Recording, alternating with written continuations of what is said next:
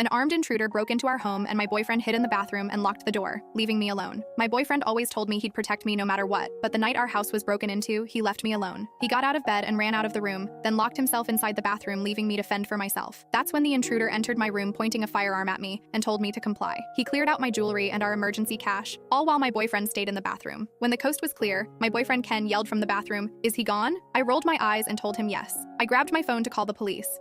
They showed up shortly after and asked us if we recognized the guy and we were hurt. We said no to both, and then they asked Ken what happened. He looked embarrassed as I told them our story. The police gave Ken subtle yet obvious disapproving glances as I spoke. He said they'd be on the lookout for the guy, and we should possibly get cameras. After they left, it was hard to go to sleep. I wondered if Ken would have protected me if that guy hurt me. I looked over at Ken, and he was out like a light. The next morning, I made us breakfast. When Ken came downstairs, I told him we needed to talk. He said if it was about last night, then he could explain. I said I was listening and began fixing our plates. He said that he had to defend himself, and his body went into fight or flight mode. The only thing that was going through his head was keeping himself alive. He said it was the adrenaline coursing through his veins that made him act with these instincts. I understood where he was coming from, but I still felt like he had no regard for my well-being. I told him that I sent him down there to protect our home, and it felt like he only cared about himself. He said that it wouldn't happen again, and he apologized and told me that at least neither one of us got hurt. This was true. I accepted his apology, but I couldn't shake the feeling that I wasn't 100% safe around him. This wasn't the first time he'd done something like this before. A few years back, I had a toxic ex who would stalk my socials and try to show up wherever he saw me posting in real time. He couldn't accept the fact that it was over and would constantly try to meet with me to change my mind. One time, I posted a picture of my food at a restaurant that me and Ken was at, and even though I blocked all 12 of my ex's accounts, he saw my story and showed up. He walked over to my table and started begging to have me back. He yelled at me, saying that I was in that restaurant with a buster who couldn't love me like he could and calling me names. Ken stood there in disbelief. He didn't get my ex out of my face or anything, he just sank in his chair. The person who came to my rescue was our waiter who called the cops and had my ex escorted out. A few days later, ended up having to file for a restraining order on him with no help from Ken. This was in the early stages of our relationship, and I didn't fault him then because Ken didn't know the whole story between me and my ex.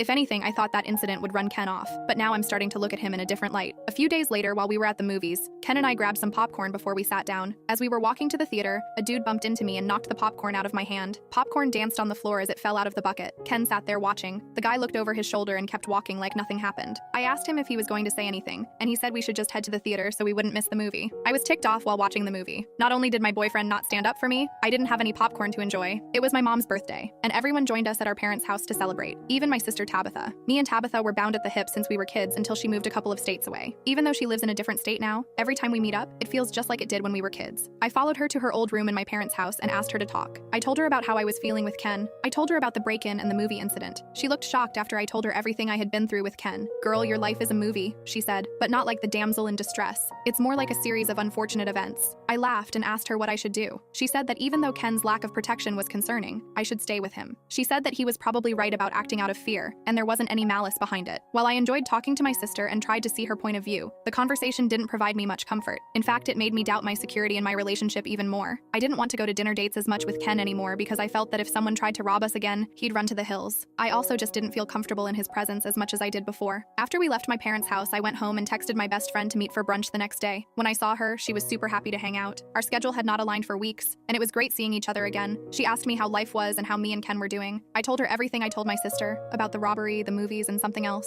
She was just as concerned as my sister was when she heard this. She would often call us Barbie and Ken because of how perfect our relationship was on the outside looking in, so this news came out of left field for her. She said she was sorry to hear that, and I asked her if she ever experienced that with her boyfriend, Brock. She said no, and talked about how, earlier in their relationship, Brock saved her life.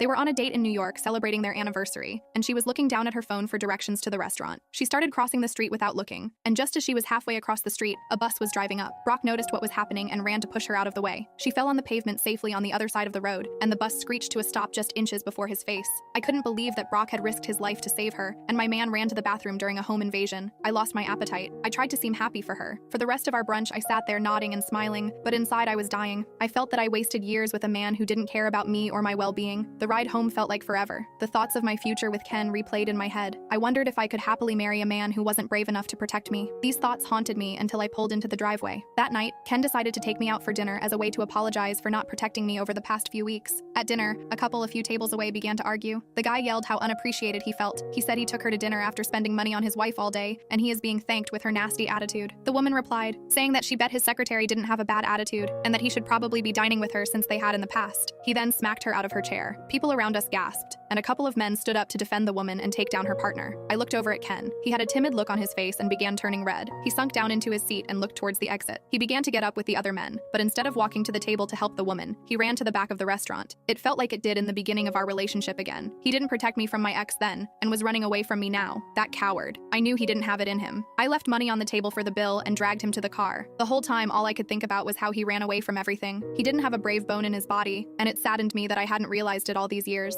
I tried to look past my emotions because Ken was great in every other way as a partner. I didn't want my feelings to ruin a great relationship. The next day, we went to the dog park as a special treat for our dog, Gigi. She loved playing with the other dogs even though she was a small chihuahua. Me and Ken sat on a bench and let Gigi roam freely, until this huge Rottweiler walked up to Gigi and began barking at her. She ran back to me and jumped in my lap. The Rottweiler began barking at me and seemed like it was going to bite me. Ken jumped behind me. Just then, the Rottweiler's owner called out to it and whistled. The Rottweiler, almost in an instant, ran back to its owner. The man came back and apologized. He said his dog is learning that smaller dogs aren't small game to prey on, and that was it. I smacked Ken on the shoulder and asked what was that. He said what was what, and I said why didn't you help me with the dog? He said it could have bitten him. I asked what about me? He said that he couldn't save both of us. He argued if both of us had gotten mauled by the dog, then who would be able to call the ambulance? He said he was looking out for the both of us. I was furious. My blood boiled, but I couldn't do anything. He had shown me time and time again that I couldn't trust him in times of danger. I just hoped for better. I hoped that his other qualities as a partner would outshine those moments. I knew I couldn't be with him much longer. The next day, I drove back over to my parents' house and talked to my mom. Apparently, my sister and mom had been talking before because as soon as I asked her to talk, she knew it was about Ken. I gave my whole spill and the new incident at the dog park and told her I didn't know what to do. On one hand, I had an amazing partner who listened to me, was fun, and who I considered my best friend. And on the other hand, I had someone that I couldn't rely on to protect me even in small instances. Mom said that the quality that she loved the most about my dad was how much of a man he was. He was strong, kind, and protected our family. She went on to validate my feelings and said that while love was important in our relationship, feeling safe and protected was equally crucial.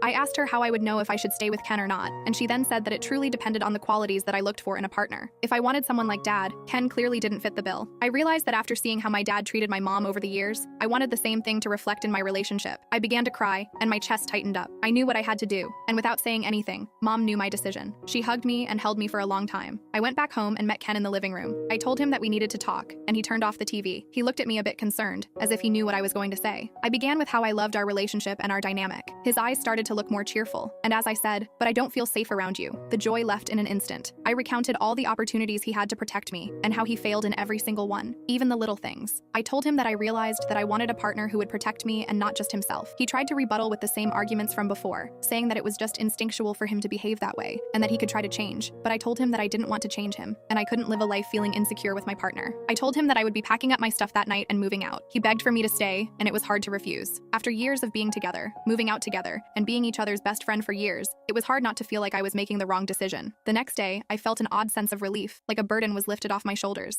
I started to realize that the reason I stayed in that relationship so long was because we had a history together, instead of making sure each other's needs were being met. A few years later, after moving back in with my parents, I met a new guy, Brad. Brad was strong, confident, and charming. He was fun to be around, and slowly but surely, I started envisioning my life with him. When he asked me out, I was beyond happy. He made me feel safe around him, and I quickly agreed. After dating Brad for a few years, I finally realized how important it was to have courage and reliability in my partner, and it felt bittersweet that I had to learn that through Ken.